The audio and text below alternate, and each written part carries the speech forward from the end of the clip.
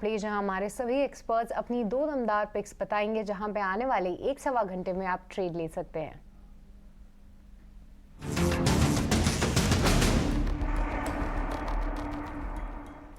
चलिए शुरुआत करते हैं पावर प्ले की, और अब हमारे साथ कुणाल बोथरा भी मौजूद है स्टूडियोज में। हाय, वेरी गुड आफ्टरनून कुणाल। बताइए कौन से स्टॉक्स हैं जहां पे आपकी नज़र है और किस साइड आप ट्रेड लेना चाह रहे हैं, बाय या सेल?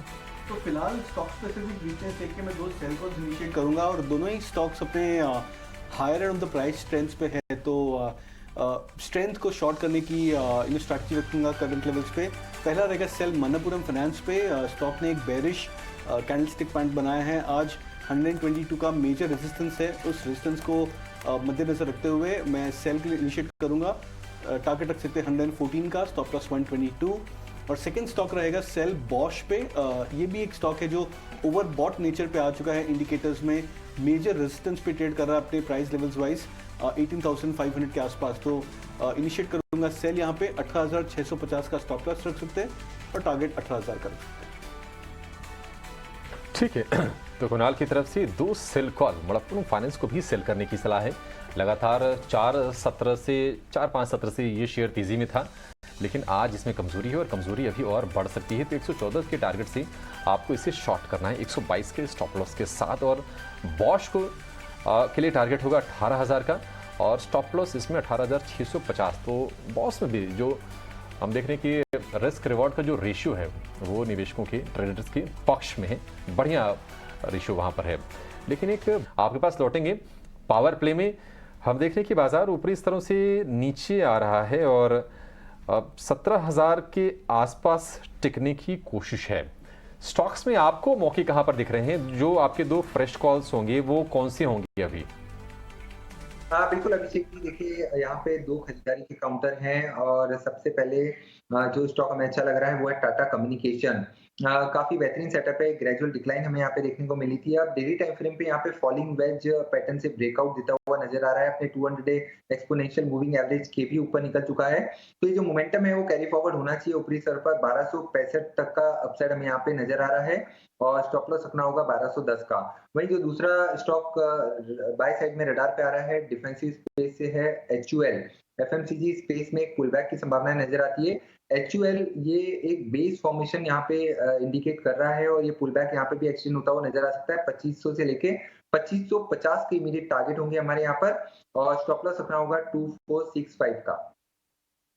तो ये ट्रेडिंग कॉल्स जो है नीलेश की तरफ से आती हुई, पर विभोर अब आपसे समझेंगे कौन से स्टॉक्स पे आपकी नजर है। की बात करें तो अभी यहाँ पर सबसे पहला स्टॉक रहेगा ITI में अगर आप 15 मिनट के चार्ट में वॉल्यूम्स देखेंगे, मैसिव वॉल्यूम्स दिख रहा है। डेफिनेटली मॉर्निंग में जो एक रन अप आया था उसके बाद भी वॉल्यूम्स उससे भी ज्यादा है, और उससे भी ज्यादा पुल बैक आ रहा है, फॉलो अप आ रहा है। स्टॉक इस टाइम ट्रेड कर रहा है 99 का, क्योंकि इंट्राडे है तो मैं बहुत छोटा सा स्टॉप लॉस लाइक 97 का स्टॉप लॉस रखूंगा, और टारगेट रहेगा मेरा 105। प्रोबेबली ये सर्किट हिट कर सकता है। एंड सेकंड स्टॉक मेरा रहेगा मेडिकमेंट बायोटेक। मेडिकमेंट बायोटेक में भी लास्ट 15 मिनट्स में एक अच्छे खासे वॉल्यूम जनरेट हुए हैं, और सबसे बेस्ट पार्ट ये कि वॉल्यूम्स के साथ इसका एक ब्रेकआउट भी आ रहा है 15 मिनट्स टाइम फ्रेम पे। स्टॉक ट्रेड कर रहे हैं 644 रुपीज पे। स्टॉप लॉस रहेगा 635 का, टारगेट रहेगा यहाँ पर 660 का। ठीक है, मीडिया कैमन बायो पहली बार सुन रहा हूँ मैं वैसे। मैं भी। ठीक है, इस पर आप ध्यान दीजिए। हालांकि आज ऊपर है ये शेयर, लेकिन कुणाल जरा चेक करेंगे वॉल्यूम क्या कम होते हैं इसमें। मीडिया कैमन बायो एक बार जरा आप चेक कीजिए। लेकिन एक बार हम नरेश के जरा कॉल बता देते हैं कि आज उनकी लिस्ट में कौन से शेयर हैं। नरेश को हम जोड़ने की कोशिश कर रहे थे, कुछ तकनीकी दिक्कत है, लेकिन उनकी रिकमेंडेशंस आपके लिए ज़रूर आ गई हैं, उसको हाजिर करेंगे। आरती इंडस्ट्रीज़ को बेचने की सलाह है 470 के टारगेट से। स्टॉप लॉस 506 रुपये का आरती इंडस्ट्रीज़ में आपको लगा के चलना है। 498-99 रुपये पर फिलहाल ये ट्रेड कर रहा है, तो अभी और गुंजाइश है नीचे जाने की इसमें। जी शिपिंग 660 के टारगेट के लिए इसको लॉन्ग करना है, आपको इसको खरीदना है, और 615 रुपये का स्टॉप लॉस लगा के चलना है जी शिपिंग के शेयर में। कुणाल चेक किया आपने? हाँ, तो आई थिंक वॉल्यूम्स काफ़ी लो है। 14-15 हज़ार की डेली वॉल्यूम हो रही है। लास्ट इनफैक्ट कल के दिन तो शायद 6-6.5 हज़ार की वॉल्यूम थी, तो लगता है काफ़ी इलिक्विड है। थोड़ा कॉशियस रहना चाहिए इस पे। ठीक है, मीडिया केमन बायो आपके लिए सलाह ज़रूर है, लेकिन बिल्कुल सावधानी के साथ इसको ट्रेड कीजिए। 4% ऊपर ये शेयर ट्रेड कर रहा है। आखिर में कुणाल, जरा आपसे बाजार पर व्यू चाहेंगे, और बाजार के साथ साथ हम ये भी आपसे चाहेंगे कि अब घंटे सवा घंटे के आसपास का समय है, और निश्चित तौर पर जो ट्रेंड अब तक का दिखा है पिछले बहुत समय से कि लोग ओवरनाइट पोजीशन कैरी नहीं करते हैं, आपको लगता है कि थोड़ा सा प्रेशर अभी क्लोजिंग के ट्रेड में और बढ़ सकता है यहाँ से?